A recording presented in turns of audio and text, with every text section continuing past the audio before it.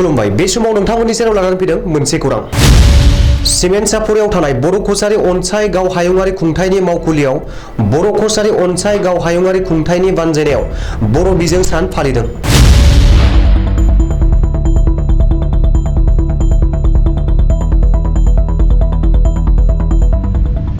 OSD सुक्रेश्वर गयारीनि सामलायनायाव बर' बिजों सान फालिनायाव गाहाय आलासि महरै नुजाथियो खुंथायनि गाहाय मिहिनेश्वर बसुमतारिया। आलासि महरै जोहोलाव नीलेश्वर ब्रह्म आरो सानजारां लकेश्वर ब्रह्म बान्था मोनगिरि बीरेन्द्र कुमार ब्रह्म, UBPOनि अर्गेनाइजिं सेक्रेटारि प्राणजिता बर', बोखावै लखिमपुर जिल्ला बारग' BLTनि आफादगिरि सानसुमा बसुमतारि,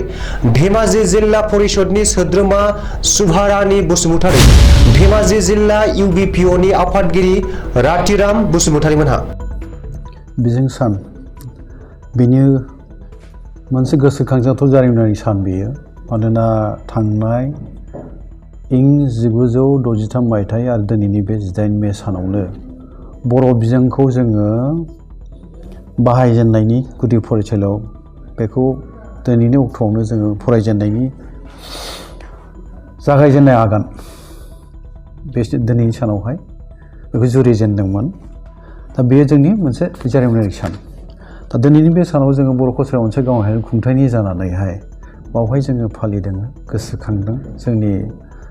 गेदेमा जाय सुबुंफ्रा बर' राव थुनलाइनि थाखाय बिहोमा होलांबाय, जिउ बावलांबाय, बिसोरखौ गोसोखांनानैबो मान बावबाय। दिनैनि बे बर' बिजों गोथार सान फालिनायजों लोगोसे गुबैयै बर' रावनि थाखाय बर'फ्रा गोबां जुजिबोनांदों, सैज्य खालामबोनांदों,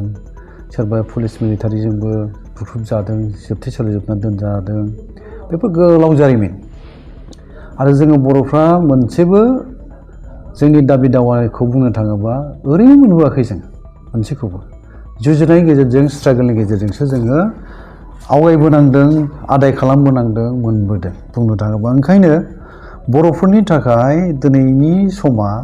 बा बुंनांगोन दिनैनि बे समावहाय बर'फ्रा दाबो जोंनि राव थुनलाइखौ लानानै, जोंनि सोलोंथाइखौ लानानै जों जेरैबादि खाबुफोर मोननांगौमोन मोनजोबनो हायाखै दाबो। जों स्ट्रागोल बा जुजिनायनि जि मोनसे लामा बे दाबो जोंना जोबाखै आरो जोबनायबो नङा। मोनसेनि उनाव मोनसे जेंना फैबाय थाखागोन आरो बे मोनसेनि उनाव मोनसे जेंनाजों जों जुजिलांनो थाखाय जेब्लाबो साग्रिद सांग्रां जानानैबो थानांगोन। आं दिनैनि नैबे समाव नैबेखौ खावलायनो लुबैगोन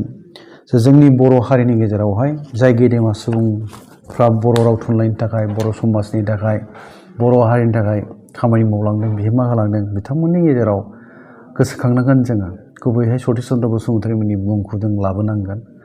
रुपनाथ ब्रह्मनि नामखौ जों रायखांथारनांगोन, महनि मोहन ब्रह्मनि मुंखौ जों लानांगोन, मदाराम ब्रह्ममोननि मुंखौ जों लानांगोन। आरो बिनि आगोलनि बाथ्राखौ एसे जोङो सावरायबावनो गोनां जायोब्ला बर' राव बा जोंनि बर'नि हारिनि आसार खान्थिफोर बा जोंनि दोरोङारि जि मोनसे धोरोम खान्थिफोर बुंनो थाङोबा बेफोरखौ हारसाफ्रा गाखोमोरजोबनो नागिरबायमोन। जोंखौ समानै बिसोरो समान मेगनजों नायामोन, जोंखौ बिसोरो नासयदोंमोन, गादबदोंमोन, सुसिदोंमोन, नाख्रेबनो नागिरदोंमोन जोंखौ बादुवाफोर बायदि बाहायनो हमनाय बै समनि बाथ्रा। गुरुदेव कालिचरन ब्रह्मनि बाथ्राखौ आं एसे बुंनो लुबैदों। गुरुदेव कालिचरन ब्रह्म बे आफानि जि समाव बियो बर' समाजनि थाखाय गावखौ बाउसोमनो खामानि मावदों बे समा जोबोद खैफोद गोनां, बर'नि थाखाय जेथो गोनांमोन आरो गोब्राब थासारिजों जुजिबोनांदों। आरो गुरुदेव कालिचरन ब्रह्म बे आफाया बर' हारिनि गेजेरावहाय बर' राव, थुनलाइ, सोलोंथाइ, रांखान्थि, राजखान्थि बे दिगजों बर'फोरखौ गोदान मोनसे लामा दिन्थिनानै बे सिगांदोंमोन आरो समाज फोसाबलांदों। बेखौ जोङो गोसोखांनांगोन। बेनि उननिफ्रायनो बर'नि जे मोनसे सिरि मोनखांनाय, फिन जांख्रिखांनाया फैदों होनोबा बांद्राय बुंनाय जानाय नङा। उननि समावहाय बड'फा उपेन्द्र ब्रह्मआ इं 1986 मायथाइयाव आफादगिरि बिबान लानायनि उननिफ्राय बड'लेण्ड आलादा रायजो नागिरनायजों लोगोसे बर' हारिखौ बुहुमाव मोनसे गेरेमसा हारि दानाय जे मोनसे बिथांखियाव खामानि मावदोंमोन। बुंनो थाङोबा बुरलुंबुथुर दैमानि सा सेरफां आलादा रायजो दानाय आरो लोगोसे खोलाहा थानाय बर'फोर बा ट्राइबेलफोरनि थाखाय नीलाचल समाज डिस्ट्रिक्ट काउन्सिल दानाय आरो कार्बि आंलं बर'फोरखौ ट्राइबेल हाजोनि ट्राइबेल गनायथि मोननानै बे दाबिखौ लानानै जेब्ला सोमावसारदोंमोन, बेयो गासैबो बुंनो थाङोबा बर' रावखौनो बिथा खालामनानै जों रायजो नागिरफैनो गोनां जादों। बर' रावनि थाखायनो जोङो सोमावसारनानै रायजो बोनायसिम फैदोंमोन आरो बेनि गेजेरजोंनो बर'फ्रा दिनैहाय मोननै खुंथाइ मोनफैबाय मोनसे बिटिसि आरो मोनसेया बर' कसारि अनसाय गावारि खुंथाइ दा बे स्टेजसिम बे थाखोसिम बा दिनैनि समसिम सफैनायाव जों जे बेसेबां आंगोखौ खोमाबोनांखो बेसेबां मुंख्लं जालांनांखो गोबां बर' आइजोआ जिनाहारि खालामजाबाय गोबां बर' आइ आफा रायजो राजाफ्रा धोन सम्पति सेवहांगार जालांनांदों गाख्रेबजादों बुख्रेबजादों पुलिस मिलिटारि जोबथेसालियाव जोबनो दोनजानांदों आरो दिनैबो जोङो गोसोखांनांगोन बिसमुरि अरननि भुमखानि जारिमिनफ्रा बर' आइजोफोरखौ खासि बिसि जिनाहारि खालामनायनि बाथ्रा गायदे हेलेना रम्बामोन जिउ बावलांनाय खासि बिसि पुलिसजों गावथारजानाय बेफोर जोंनि बर'फोरनि हारि रैखाथि थामोनथानि थाखाय जुजिबोनाय आरो बेनि गुदियानो जाहैबाय रावखौ फोथांना लाखिनायनि थाखायनो जोंनो आलादा गावखुंथाइ आलादा रायजो नांगौ बिसिम सफैदों दिनैबो जोंनि थांखि थाखाय बा मिजिंफ्राथ' जाफुंजोबाखै जों नाजागासिनोसो दं जुजिगासिनो दं बावहायनो गोबां जोंनि गेजेराव फाराग जोंनि गेजेराव जोबा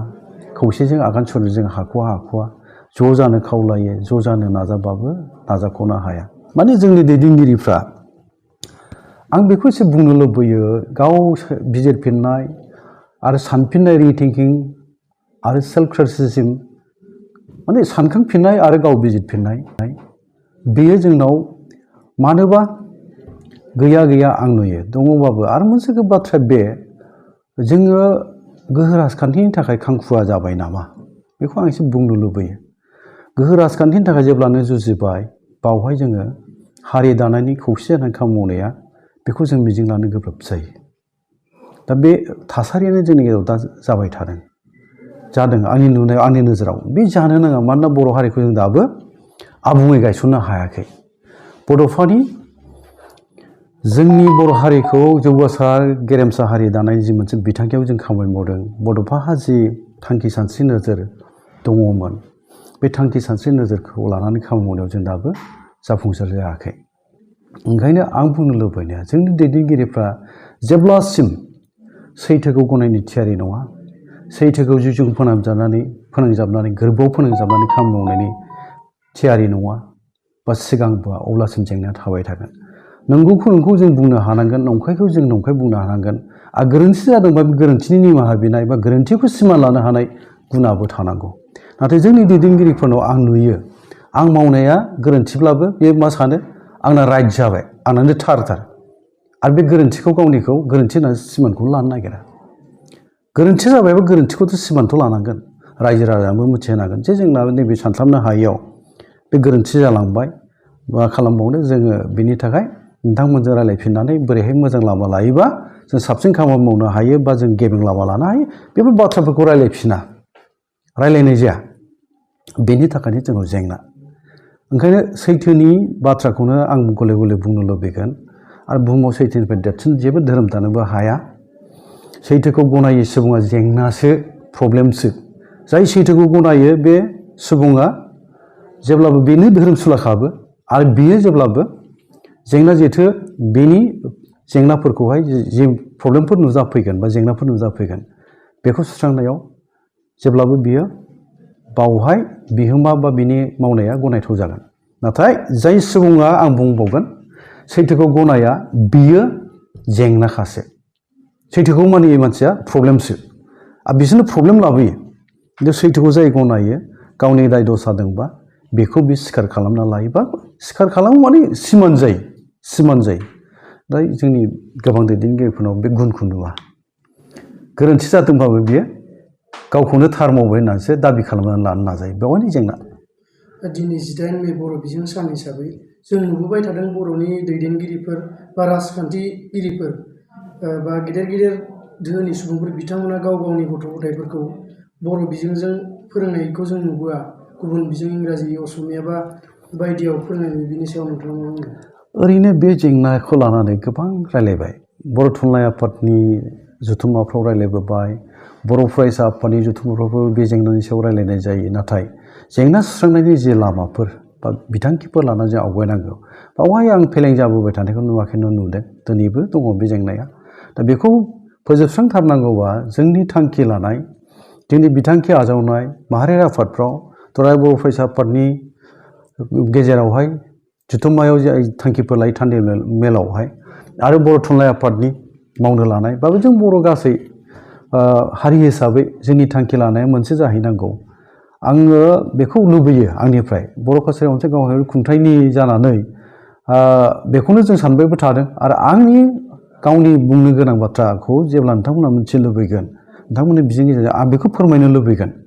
जे फोरोंथों गुबुन बिजोंजों सोरबा इंराजि बिजोङाव फोरोंदों सोरबा हारसा बिजोङाव फोरोंदों सोरबा हिन्दी बिजोङाव फोरोंदों सोरबाया बांला बिजोङाव फोरोंथों बबे रावाव फोरोंथों नाथाय आं बुंनो लुबैयो मोनसे आयदाखौ लाथारनांगौ खालामनांगौ। आरो आसामनि जेसेबां फरायसालिफोर दङ हारसा बिजोङानो जा इंराजि बिजोङानो जा गभर्नमेन्टनि सोरखारि स्कुलबो जानो हागौ बे आरो सोरखारि नङै स्कुलबो जानो हागौ बे मोनफ्रोमबो फरायसालियाव जोंनि फरायसाखौ फोरोंनायनि बा मोनसे बर' आयदा लानानै फोरोंनो मोननायनि खाबुआ खालामथारनांसिगौ बे जानांगौ आं सानो। मानोना बर' रावाबो दिनै 80 फारियाव गनायजानाय मोनसे राव बे भारत संबिजिरजों गनायथि मोननाय राव। भारताव गासै मोन 22 राव दङ बे मोन 22 रावनि गेजेराव माने 8 सिडुलाव हाबनाय 80 फारियाव हाबनाय रावा गासै मोन 22 दङ। दा बे मोन 22 रावनि गेजेराव बर'आबो मोनसे भारत संबिजिरा बेखौ गनायथि होबाय बियो मोनसे भारत संबिजिरजों गनायजानाय जेराव राव जाखाबाय ओंखायनो बिनि बाहायनाय बिनि फरायनो मोननायनि खाबुआ दुलाराय भारताव जानांगौ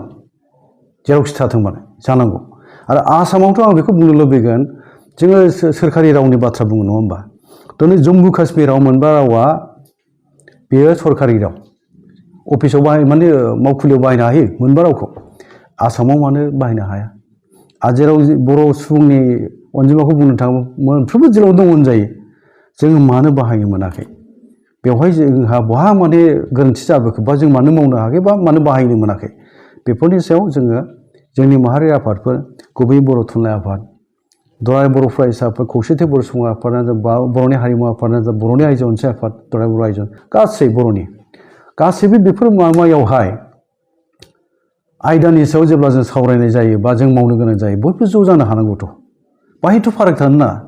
रावखौ दुलाराय आसामाव बर' रावखौ दुलाराय आसामाव बाहायनो मोननाया गासै बर' हारिनिथ' बे मोनोब्लाथ' गोग्गाथावनि बाथ्रा आरो बेखौ जाफुंहोनांगौ बयहाबो बिबान गैया होमबा दा बेफोरनि थाखाय जेब्ला हाबाफारि लायो बा मावनो गोनां जायो बहालाय मा फाराग थानांगौ जाखो फालाय ज' जानांगौ बिनांगौ आरो बर'आ खौसे जानानै दाबियोबा बियोबा आं बुङो बे जायनि माब्लाबाबो बाथ्रा नङा बे मोगथां जाथारो बे नुहुरनाय बाथ्रा खालि बर'नाव मा आंखाल दङ दिनैनि जोंनि खौसेथि गैयियानो जा बेफोरखौ सावरायनो थाङोबाथ' गोलाव बाथ्राबो जाबाय सावरायनोबो गोनां दंखायो आं गले गले बुंबाय थादों आंनिफ्राय आं खावलायदोंबो मिडियानि गेजेरजों नोंथांमोननि बे बिजोंनि गेजेरजोंबो आं दिनैबो बुंबावगोन बर'नो दा हाथियार जांख्रिथाय नांला हाथियार जांख्रिथायजों जों आगान सुरोबा जोंहा खहा रासिन दङ जोङो दिनै लेखा फरायनायनि सम फैबाय आबाद मावनायनि सम फैबाय गेलेनाय खारनाय बारनाय बायदि बायदि आबाद मावनाय मोनफ्रोमबो दामनाय देनाय खननाय मोसानायनि जि मोनसे बादायनायनि मोनसे मुलुग दिनैनि मुगा कम्पिउटार इन्टारनेट आरो डिजिटेल मुगा फैबाय बुहुमा ग्लबेलाइज जाबाय बे समावबो जुदि जोङो सिलाय बमा बारुदजों गेलेबाय थानो नागिरबा बोरै जाबावगोन फालाय दा बर'नो मोनसे जांख्रिखांनाय नांगौ सोमावसारनाय नांगौ आं बुंबोदोंबो दिनैबो आं बुंबावगोन बेखौनो बर'नो 10 बोसोरसोल' जों ज' जा गासिबो फारागखौ गारनानै जानो हायोब्ला गासिबो फारागखौ गारनो हायोबा जोंनि आफादा गुबुन गुबुन थागोन नंगौ गुबुन गुबुन आफाद थाबाय गुबुन गुबुन सानस्रिफोरखौ जों बिथा खालाम मावबोदों नंगौ गासिनिबो थांखियाथ' बर' हारिखौ दावगाहोनाय मोजां लामाजों बा जौगासार खालामनायानोथ' बयनिबो थांखिया अब्ला जों मानो फारागखौ गारनो हाया फालाय गावनि नेहाद एखुथा मुलाम्फानि थाखाय नोङो पावारनि थाखाय गोहोनि थाखाय खांखुवा जानानै हारियाव जेंना जेथो लाबोबाय थायोबा बे बोरै गनायथाव जागोन फालाय बेथ' जानोनो नाङा आं बुंदों मा नंथ्राबाबो जोंनो 10 बोसोरल' जोङो गासिबो गावबा गाव माने एखुथा मुलाम्फा मोननो लुबैनाय बेखौ गारजोबनानै बर' हारिखौनो नोङो गोरबोजों मोजां मोनथारोबा बर' हारिखौ बुहुमाव मास्टार गायसननो लुबैदोंबा गेरेमसारि दानो लुबैदोंबा बड'फानि बाथ्रा मुं लायै लायै नों बाथ्रा बुङो जेरावहाय बड'फानि थांखि सानस्रिखौ गनायनानै खामानि मावनो थियारि नङा नाथाय बिदिया बोरै जागोन फालाय आं बुंनो नागिरनाय बेनो बर'नो मोनसे सोमावसारनाय नांगौ बे सोमावसारनाया जानांगौ खौसेथि राजखान्थियारि सोमावसारनाय इउनाइटेड पलिटिकेल स्ट्रागल बर'आ गासै ज' जानानै नंथ्राबाबो 70-80 तारमाने 70-80 जौखोन्दोसो बर'आ ज' जानानै सोमावसारोबा राजखान्थि माने आं बुंनो नागिरनाया आसामनि गोबां जायगायावनो बियाब थाबाय नङा होमबा समस्ति दङ बावहाय बर'फ्रा गोबां भट होनायनि भटार्सफोर दङ आरोखि दा बेखौ जोङो बिसायख'थि फैयोबा गथा खालामोब्ला जों जेनहोनोबो हायो देरहानोबो हायो जों जेराव जायनो भट होगोन बे देरहागोन जों जायनो होनाय नङा बे जेनगोन जोङो सानना नायबाय बिटिसिखौ गारनानै बिटिसिनि बाहेरायाव मोन 29 बियाबाव जोङो बर'फ्रा डिसाइडिं फेक्टर होनो इंराजियाव डिसाइडिं माने सायख'नो हानाय जोङो गोहो दं जोंहा दा जाय दोलोआ जोंनि भट मोननाय नङा बे 29 बियाबाव बिसोर जेननांगोन आसामाव सरकार दानोबाथ' 29 सा एमएलएआ गोरलै बाथ्रा नङाना 29 सा जुदि एमएलए मोनाबा सरकारखौनो दानो हानाय नङा अब्ला बर'नि गोनांथिया दंखाथारो बिसायख'थि फैयोब्ला बर'नि भट मोननो बा सरकार दानांगौनि थाखाय बर'नि भट नांगौ आरो बर'आ ज' जायोबा सा सानजा भारतआव बर'आनो बयनिख्रुइबो अनजिमा बांसिन थानाय ट्राइबेल हारिखा आरो बेखौबो मिन्थिनो मोजां रोखा जानांगौ बर'आ जेरैथिं थाङो गुबुन गुबुन फिसा फिसौ हारियाबो जोंजों लोगोसे थांफाखायो बिसायख'थियाव माने जों जायनो भट होयो बिथिं बिसोरबो थांफायो अब्ला जोङो मा मावनो हायो मा मावनो हाया फालाय ज' जायोबा नाथाय जों जे ज'आनो जानो रोङा बेसो गिदिर बाथ्रा ओंखायनो खावलायनाय बे थाबाय फैगासिनो थानाय सम 24आव माने एमपि बिसायख'थि दङ फैगौ 2024 मायथाइयाव आरो बेनि उनावहाय 2026 मायथाइयाव आसाम एसेम्ब्लिनि बिसायख'थि जाहैगोन दानिफ्रायनो ज' जानायनि खामानि मावखायाबा गासैबो फारागखौ गारनांगौ मा हाग्रामा मा प्रमद बेलाय बर' हिसाबै ज' जानो हायो माखौ बहाय मा बेराम हाबनानै दं फालाय बे जानो नाङा हाग्रामा प्रमद ज' जानो हायैया बहा थादों फालाय मानो इसेबां गावजों गाव माने बादाबादि फालाय माने एना एनि फालाय सासे बर' बिमानिनोबो जों बर'आनो जोबखा दा बावहाय गोहोखौ लानानै गोहो राजखान्थिखौ लानानै मानो बादाबादि फालाय बे जानो नाङा ज' जायोबा जों मा मावनो हाया फालाय दिनै हा हुआ मालायजों जों सेजानो नागिरदों दिनै इलेक्सन खालामजादों गुवाहाटि बरबारिफ्राव आगोलावबो खालामजाबाय बिटिसियावनो आरो हा सेजानो नागिरबावदों दा बेफोर मानो जानो मोन्दों जों ज' गैयिनि थाखाय खौसे गैयिनि थाखाय बेफोर जागासिनो दं ओंखायनो दिनैनि बे बर' बिजों गोथां साननि फालिनायनि गेजेरजों बेखौनो आं बुंनो लुबैगोन जे बर' हारिनि गेजेराव जोङो गावजों गाव एना एनि हेंथा हेंथि हिंसा हिंसिखौ फोजोबनांसिगौ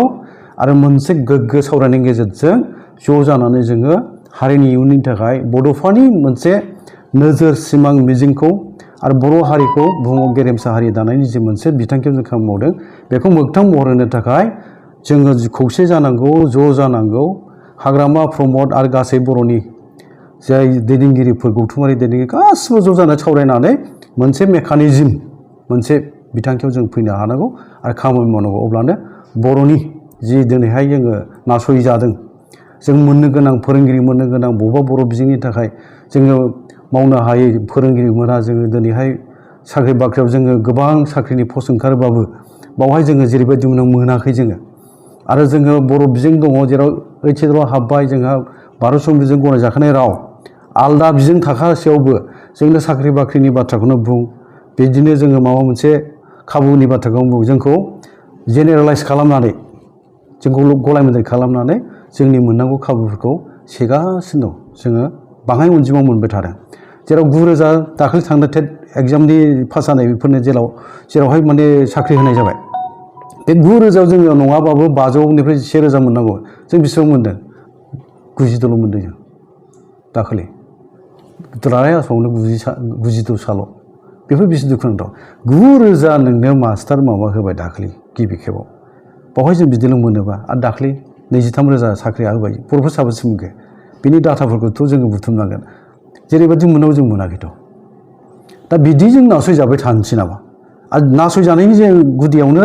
जों खौसे जायैनि थाखायनो मालाय चान्स मोनदोंना आरो हारसाफ्राथ' खाबु मोनदों बिसोरो जोंखौ डिभाइड खालामनानै मालाय गावसोर राजखान्थि गेलेनायानो जा खाबु मोननायानो जा जों ज' जायोबासो ना हागोन दा ज' जायाखै ओंखायनो ज' जानांगौ जेरैखि जाया थाबैनो रायज्लायनांगौ बर'नि दैदेनगिरिफोर बर'नि माहारि गौथुमफोर आङो दिनै नोंथांमोननि बे चेनेलनि गेजेरजों बे खौरां बिजोंनि गेजेरजों खर' गंग्लायै साफ्रोमबो बर' दैदेनगिरि बर'नि माहारि दैदेनगिरिखौ खावलायहरबाय